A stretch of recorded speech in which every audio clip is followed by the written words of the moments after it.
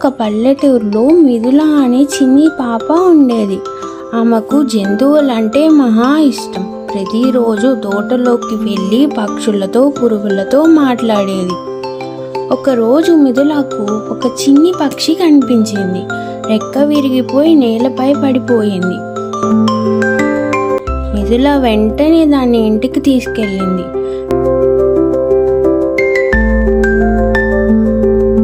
Bandage వేసి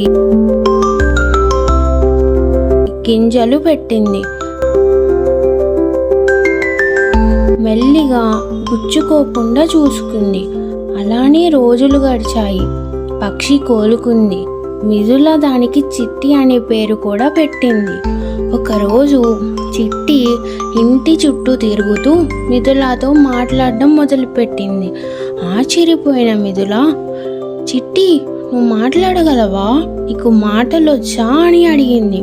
చిట్టి నవ్వి, ఓ మిథుల, నీ మంచితనమే నాకు మాటలు శక్తినిచ్చాయి. ఇప్పుడు నేను నీకు ఒక ఆశ్చర్యం చూపిస్తాను, నాతో రా అని తీసుకువెళ్ళింది.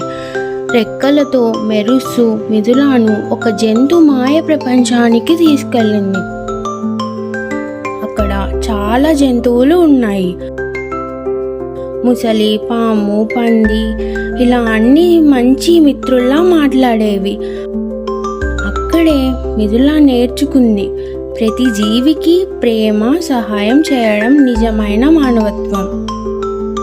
చివరిగా చిట్టి మిథులకు పలకరిస్తూ అన్నది, ఇంకా నువ్వు నన్ను వదిలివేయాలి, కానీ నీ మంచితనం మరొకరి జీవితం మార్చవచ్చు.